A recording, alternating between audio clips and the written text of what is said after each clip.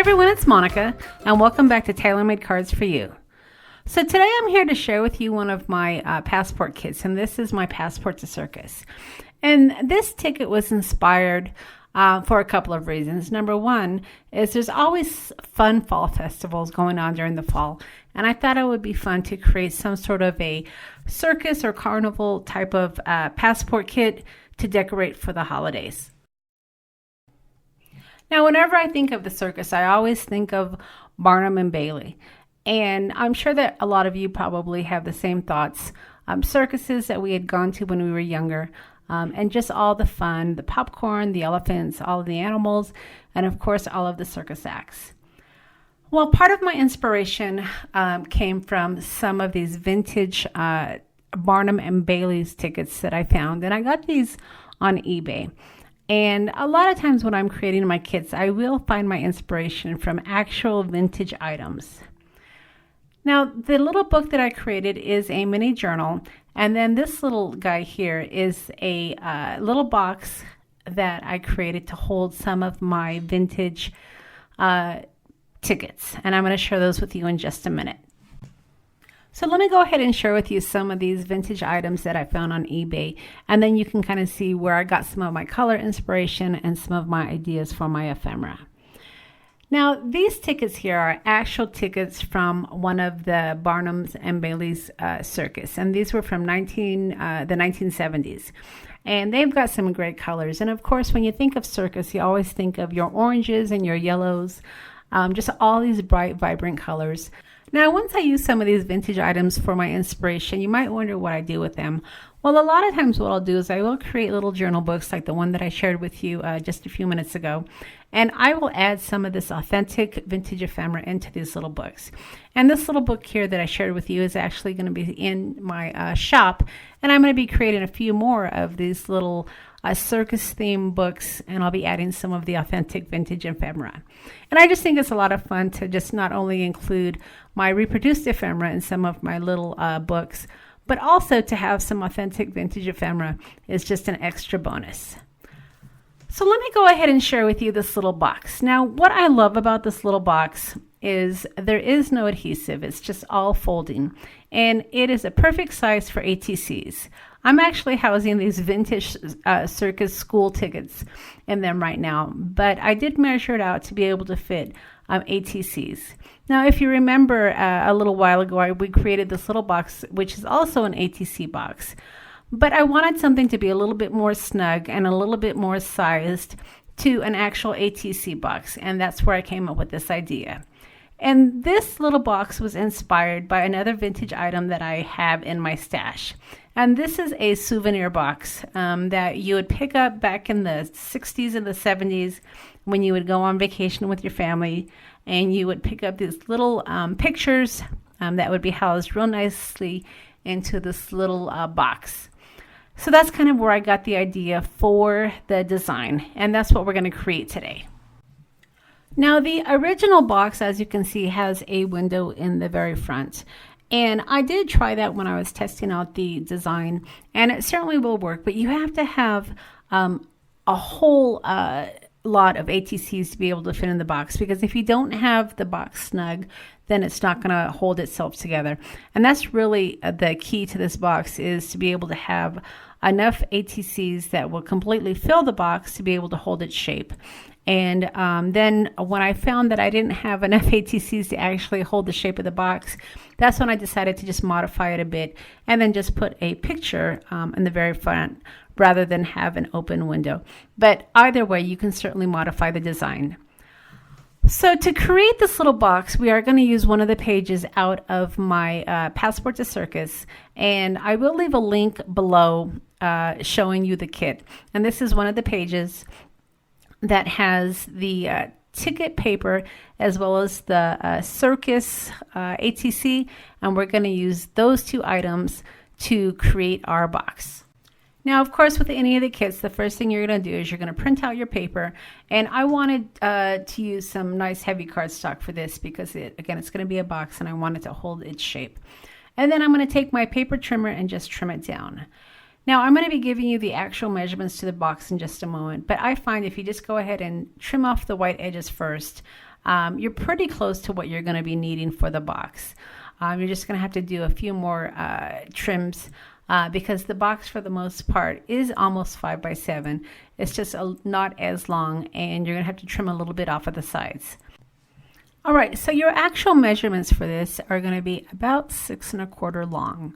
So you're going to want to trim down your paper lengthwise to be 6 1/4 long. And then for your width, you want to have it at about 5 1/4. And if you go ahead and trim down your paper to that size, you're going to be good to go. Now I have the benefit of already having one made, so I can just use my prototype to figure out my measurements. But I did give you the exact measurements that you'll need, and you're just going to want to go ahead and take your paper and trim it down. And as you see here, I'm just marking it because I'm going to go ahead and trim it on my Guillotine trimmer to get the exact size that I need for my ATC box. Okay, so once you have your paper completely trimmed, then you want to go ahead and get your scoreboard, and we're going to do some scoring here. Now you're going to want to go ahead and place your paper lengthwise on your scoreboard, and we're going to do a couple of scores here. The first score you're going to want to make is at 3/4. So not quite to the 1 inch, but you want to get to the 3/4 inch, and then you want to do a 1/2 inch. And you want to do that on both sides. So you could easily start off, of course, at the 1/2 inch and then just move a 1/4 inch over. But you just want to make sure you get both scores. And then you're going to go ahead and enforce your scores by just folding over the paper and taking your tool to go ahead and help make these score lines really nice and firm, because remember, this is going to be a box and you're going to want to be able to fold it over, so it's a lot easier when you're actually putting the box together to have your folds working nicely before you get started. Okay, so once you have your score lines, you're going to want to go ahead and rotate your paper as I did here, and we're going to make our next score lines. And you're going to want to go ahead and make sure that you have figured out exactly how your paper is going to be folded, because when you fold it, you don't want your images to be upside down. So just take that into consideration. Okay, so your next score line is going to be at 2 1/2. And as you can see, I went ahead and I marked it with some pencil just to kind of show you where your score line is going to be. You don't need to mark it with pencil. I'm just doing it for the video's sake. But go ahead and get your tool, and you want to score down at 2 1/2, and then you can fold it at this point if you want to, or you can go ahead and do your second score line. And your second score line is going to be at 2 3/4. So again, start at 2 1/2, and then once you get that scored, move a 1/4 inch over to do 2 3/4. And that's going to be the bottom of your box. And then at this point, once you have everything folded over nicely, you're going to want to get out your scissors because we're going to do some trimming. Now we're going to trim starting at the lines we just scored. And the line you're going to start cutting on is the line that you scored at 2 1/2. And you're going to want to take your scissors and cut into that fold to the 2 1/2 mark, just as I'm doing here. And then once you get it right to that fold, then you want to go ahead and go to the other side as I'm showing you here and just cut it all the way down. And this is what's going to help shape your box. And then once you get that trimmed down, you're going to do the exact same thing on the other side. Now I always recommend finding some scissors that have a really nice sharp point, because that will help you get right into the corner and make a nice sharp trim. It's important that you have that corner nice and pointy, because that's what, again, is going to help shape your box. And when you are trimming this, if it's your first time and you're just not really confident, or you can't see those lines very well, it's okay to take a pencil and make some marks for yourself. Because remember, this is the inside of the box, and you just want to make sure that you get these lines cut perfectly, because it's really important to make sure your box is going to close nice and secure. And if you do end up using some pencil to mark some ticking marks for yourself, you can easily take an eraser and erase those off as soon as you're finished. So don't be afraid to use some sort of a guide or a tool to help you get those lines perfectly cut. Okay, so once you have your two sides cut, then we're going to go ahead and do some more scoring. And this scoring is going to be for the lid. And you're going to be scoring right at 5 1/4. And then you're going to move your tool over, and then you're going to do another score line at 5 1/2. And that's going to be the fold for the top of your box. And once you get that last score, that really is the end of your scoring for this box. You're just going to take your box and reinforce some of those lines just to make sure that it moves nicely. Now, whenever I am making these boxes, I do go over these lines really several times just to make sure that fold is going to be nice and folded, I guess. If you're, again, this is a box, so you want to make sure that it has the shape of a box. So just get your tool and reinforce those lines just to make sure everything's going to move the way it needs to move. All right, so now that we have all of our score lines, at this point, I'm just shaping my box to make sure that when I do close it, everything will kind of go into place. And I test this a few ways. Sometimes I even take my box and I'll fold it the other way, inside out, just to make sure, again, that my lines are nice and secure. And then once I'm satisfied that the box has its shape, I did take my circle punch and punch a thumb notch, because that's going to help the top of the box open and close. Now, the next part of the design might be a little bit more difficult for you, because for me, I had a template that I could work off of. But what I'm doing here is, if you saw on the box that I showed you, the lid or the fold part isn't even. It does kind of go at a diagonal. And on the side where your thumb notch is actually a little bit longer than the opposite side. And this really is just to be able to help the closing portion of your box. And by having it shorter on one side and longer on the other, it makes it a lot easier to open and close your ATC box. Now, again, this is purely optional. If you don't have a template, like I said, it may be a little bit more difficult, or you can just try to eyeball it. But it's just at a diagonal, and then you're going to round the corners just to make it a little easier to open and close your box. And now you can see that my box closes really nicely, and all I need to do now is to add my little ATC cards. And I'm going to go ahead and grab those orange cards, because I do have several of those cards. And like I said in the beginning, the box does tend to hold its shape a little bit better when it is full, rather than just having a couple of ATCs. And they just slide right in, and the sides fold over, and then I can easily close it with that top lid. And it's a really nice, small, snug ATC holder. And then all I have left to do is to add my little circus design on the outside portion of my box.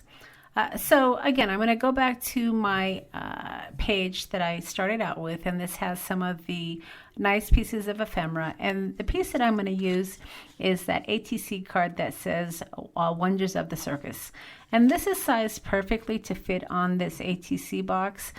You might have to trim the sides just a little bit, so that way it doesn't go over the fold lines. But for the most part, it's going to fit pretty much perfectly for this little box. And what I like to do is I like to also round the corners. So after I trimmed my ATC card to perfectly fit on top of the box, then I did take my corner rounder and I rounded the corners. And then once you have your little topper completely trimmed, then you're just going to take some glue and adhere it to the top of your box. And then you're ready to add all your fun little ATCs. Okay, so as a reminder, don't forget that the kit is available in the shop now, and it is on sale. So I'm going to have it on sale for a few days going into the first of the month. So if anybody wants to grab it, it's going to be a good time for you to get your little paws on it. And I also will have this little ATC box along with that little mini journal that I shared with you in the beginning, also in the shop. A lot of times, guys, the items that I create, I just don't have the room in my studio to keep, and that's why typically I'll show you how to make it and then I'll offer it up in my shop. And I know a lot of you guys tend to grab it pretty quickly because it really is a nice little template if you want to make some of these in the future. So be sure to check out the shop. I'll leave links below for you. And even if you don't head over to the shop, don't forget to leave me a comment and let me know what you thought of this design. I always try to be somewhat creative and come up with some new inspiration for you. And while a lot of my inspiration comes from some old vintage items, it certainly is new to you, hopefully. So as always, I'll leave a list of all the products that I've used to create this little ATC holder, along with the links to the stores. And if you've enjoyed the video, don't forget to leave me a thumbs up. I will also leave a link to my blog. My inspiration team also uses my design kit to create their own ideas and their own projects using my kit. And they're fantastic. They always come up with the most unique products and designs, and there are some great ones with this kit. They really did a good job, so be sure to go over to the blog and check out some of their designs, and I'm going to have links to their blogs as well. So some of them do videos, so you may want to check out some of their videos as well.